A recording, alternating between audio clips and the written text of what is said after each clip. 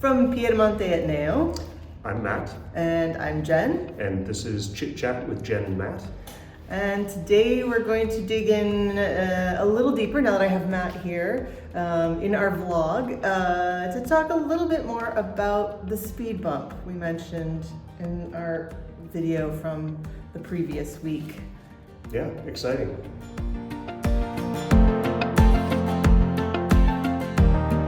All right, so as Jen said, we're going to talk a little bit about how we basically ran into our first schedule obstacle in our big renovation project. Yeah. And what we're doing about it. Yeah, this happened while I was in the States. Matt was here. So I didn't get into this too much in our last video, but tell me how we discovered and sort of what we discovered. Sure. So fundamentally, there's two parts to our house. There is what we call the apartment or the guest house kind of area. That's what we're trying to renovate as phase one. And then there's the sort of main house, the rest of it. And the two actually geometrically overlap. So above the bedroom in the guest house is the bedroom in the main house, and then the roof above that. And we thought we were going to be able to do our full apartment renovation and move into that, and then work on phase two, phase three. But the renovation gods have intervened, and in working on it, they discovered something they hadn't seen before, which was up in the ceiling. Just the ceiling, the beams are not really in good shape. Well, even we can go back from that. We knew here when we're in the middle, that's the middle of the main house, is the rooms there and one right next to it. And we knew that floor needed to come out. That's the room that was behind me in the last video. We knew that it was likely going to need to be replaced because it sloped. Yep. So then they went into another room next to that and checked that one out. And then one thing led to another, and they realized that they should check the floor from the upstairs because it overlapped into the apartment. So and even before, so we knew about those, and then we also knew that there was something slightly funky about the floor in two other rooms, including the bedroom that overlaps the apartment. Yeah, we had a friend come by. Everybody wants to come by and see the apartment, and that's fine with us because we like showing it off. But we had another friend who is also a contractor, and he said, this floor looks like 20 centimeters or 8 inches taller than the other floors. I think somebody covered up an issue here a long time ago, but I think you're going to want to check this out. Yeah, and so if you looked at it with us, a couple of the rooms, there's a step up into there, and as we were walking around in there, he pointed out there's sort of a kind of a chair rail kind of decoration painted on the wall, and that's sort of a very standard 1 meter height. Traditionally, Traditionally, and you can see that it's more like 80 centimeters tall. 20 centimeters short. So at some point after the initial build, somebody came along and sort of built a second floor, what we thought was a second floor on top of the first floor. Yeah. We just thought there was like probably a sloped floor, and they just built a nice strong one over that. But that's not what they did. Yes, it turned out, we both looked at it, and the contractor looked at it from underneath. So we went back into the Casa di Ospiti, the guest house, and basically made a hole to get up to whatever was the support for the upper floor. Yeah. And made a hole in our ceiling, and they could basically see that the beams and stuff had been water damaged over the years. They just were not in very good shape. Not really touching. Yeah. Where they should touch. Yeah, and then conversely, we also had them go down from the top. Right over it. So it went all the way through, just a small hole. Underneath the sort of mystery floor of like, what did they do? Yeah. And we were actually surprised because we found 20 centimeters worth of sort of leveling material, which had turned to sand over. Yeah, the architect said it was probably a solid aggregate at some point, but from water and stuff getting in and the dampness and being abandoned, that it was basically just 8 inches or 20 centimeters of sand on top of the failing roof floor. Yeah, ceiling floor. which also, very strange because that's incredibly heavy. So it seems like an odd choice to. Yeah, you know what? That floor's weak. Let's put some more stuff on it. Let's put thousands of pounds on it. So. But we digress. So that's sort of how we found out there was a little more work to be done. But we should talk a little bit about timing. Yeah. We mentioned this a little bit in the video.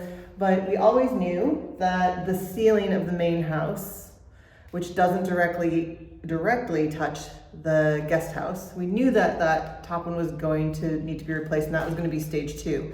We knew it was stage 1, get the guest house done so we could live there, so we can stop paying rent, and then fix the ceiling or the roof so that we could then work on everything underneath it, like make it watertight so that we could do stuff below it. Yeah. But now, I mean, so instead of phase 1, phase 2, phase 3, phase 2 is being pulled forward because ultimately, the ceiling floors, kind of have to be fixed. And, with the roof, sort of issue hanging over people, no one really wants from a construction sequencing standpoint to do the roof after you've just fixed the floors. Right. So now's a good time to talk about having a project manager. So Igor is actually the project manager. There's another term for it in Italian, but he is managing the whole construction. He's the architect. He's working with the engineer who's going to draw up plans once we know what's going on here. And he's working with the contractor and any subs and with us. But we have a project manager, which is me, who is handling Igor, Igor doesn't need to be handled, but working with Igor and then any of the other people. So the gardener, working with the stores and the suppliers for tile and toilets and sinks and lights and doing all that. So the construction part, I just really let Igor update me and ask him questions. And I work with Matt to find out plans because you like systems. Systems is Matt's thing, plumbing, electrical, network, stuff like that. And then everything else I'm making sure we're pulling in from the places. And we found that this sort of works well, having, Matt will say sometimes like, you're the project manager, let me know, because he knows not to interfere because we can go to whoever it is we're working with one voice. And it's a little more difficult in Italy, because they usually want to go to the husband. And so we've made it very clear that it's me, and they've been very, very kind about that. But when we get somebody new on site, it's good that if I'm the one there and doing the talking. And most of this is because Matt's schedule is not forgiving at all. You have some flexibility in your schedule. I feel like you're working 40, I don't know if you've ever worked a 40-hour week. He's working like 60-hour weeks, and so is the business of software engineering, smarty pants stuff. So I have a more flexible schedule, so I get to be the project manager. I also really enjoy it, so that's good. But we think it works. It works for us. Yeah, the key is, somebody's got to coordinate everything from our side, and ultimately we have to speak with one voice because it gets confusing for others if I'm leading things in a different direction than where Jen wants to. Yeah. So over the years we've learned to say you are the designated project manager, and I will work through you. Yeah, and it helps that we have a great relationship, if that wasn't clear already. But I do highly recommend. So we want this to be useful for people who aren't buying palazzos in Sicily. But if you're going to do a renovation project, even if it's just a bathroom, knowing who your project manager is. That doesn't mean you're the person who gets to make the choices. If there's emergency things that need to be picked up, that would be your job, but you're the person who maybe whittles it down to 5 sinks and then brings it back to your team, which happens to be Matt. It's coordination. Coordinating it. And then I figure out what it is. And sometimes I give him things to do, like, please go pick up the sink. I'm in the United States and I can't get there. So anyways, I just wanted to pop that in there because it is a useful tip to have your one voice that's going to speak to this. even if you're going to work on it jointly and you have the ability to work on it jointly, it should just be like one person that's doing it. And now you're going to hear our bells. Okay. Why don't we pause? We'll fix this. Because that was all of it. It's not that late. Okay. No, that was all of the bells. Oh, okay. That's not all of our notes. Okay.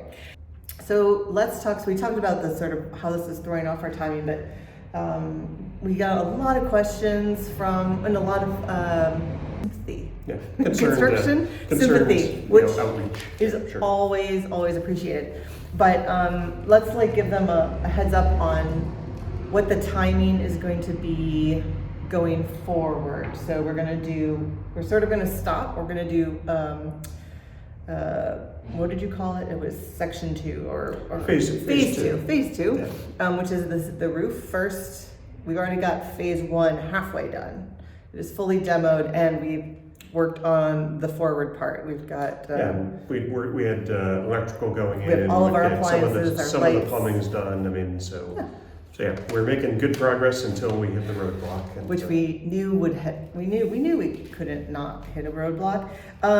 So we think the roof will take what it takes, but if we can start mid-May, then maybe by mid-July it will all be done, and then we have to fix the floors between the levels. And once we have those floors, we'll focus on the floors that just connect to the apartment guest house. And then we can finish the guest house. So we just sort of touching over here in the main house, and then we'll go back over to the guest house. If you didn't know, from here, the guest house is down that way. It's pushing things off just 2 months, because we knew we were going to have to wait on the house for the roof, but it's just the guest house that's really waiting, because we always knew this roof was going to be done in May. Yeah, it's rearranging the schedule more than and so we're spending. We are getting things done now. We did talk as the project manager. I did talk with Igor. We actually both met with Igor, but I asked him, is there really nothing else we can work on right now? And the truth is, we are working on things, except it's really, are we working on it? It's the Igor part of us. So they've jumped ahead and are working on getting us our full plans. They started so we could get going on just the guest house. Right. And now they said, we're going to stop just doing that. We're going to get you all the plans. So we're going to spend this time working on the plans. We'll get them. We'll respond to them. We have some really cool people we're going to introduce you to soon. Outsiders from this project, actually people from the States, who are going to help us look at the plans, and Igor we know Igor and his team can make something beautiful, and it's our job to make sure it's beautiful and functional for us. Sort of what Igor said, I can make you a beautiful kitchen. It will be gorgeous, but whether or not it's functional for how you want a kitchen to be is really up to us to help direct that. Because that, or he has to come live with us for 2 years and find this is the cheaper option for us to figure it out. Yes, sure. Yes, an anthropologist. So timing isn't bad. We've got an apartment now that we can stay in for the end of the year. I think by the end of the year is definitely a safe bet to know that we will be in that guest house, even if I have to camp out in a tent. So let's wrap this up with some silver lining. Sure. Okay, so you want to talk about Igor's silver lining? So yeah, Igor the architect. His silver lining is that because we're doing roof work and floor ceiling work, there's a few spots where we were doing things like adding a new bathroom, and where there was never plumbing. Where there was never plumbing before. Very little plumbing. And so that's usually sort of like a painful kind of retrofit kind of situation to get all the systems into the right places, so that things go where they're supposed to go. And now that's going to be open floor, open ceiling kind of thing, much easier to do that and make it look nice. So so he's excited by that side of the process. Yeah, because what I love about Igor is he knows that this was not in our plans to buy a palazzo, but we fell in love with her when we saw her, and so he's trying to keep prices down, that we're not wasting money on things. I'd rather be wasting money on a beautiful sink than on how to figure out retrofitting in a ceiling that you don't even see. So they're freer to design, and it won't cost us as much. Like, he could design something fantastic without retrofitting, but it would be very expensive. So it's great. He's there. He was very sad to give us the news, but then once he knew that we had a place to live for this extended time, I could tell he was getting excited, so I asked him, and he said yes. So that's Igor's silver lining, and your silver lining is a little different. Yeah, I mean, I think my silver lining is just that that we have a little bit more time to plan this. It was going a little fast there on the apartment house. Because we needed it to be, like, we were trying to move out and move in. Yeah, and get that done so that they could start on the roof, in May anyway. Right. Probably. Yeah. So this just gives us a little bit of breathing room to get some of the other plan aspects locked down to make sure that we're building what we want. Yeah, and Matt specifically is interested in spending the time to make sure the systems work very well. It's something he's done in every house we've done, whether we've built it or not. He likes the systems. He likes to see how the plumbing works, how the electrical works. Well, and fascinatingly, now having lived in a couple of stone houses, the way that internet and Wi-Fi works in a stone house with 1 foot or 2 foot thick walls, gosh, that's yeah. challenging. If we have anybody who's an expert on this who watches, feel free to leave a message. We'd love to reach out to you. We're working around it, but I know people have figured this out before us.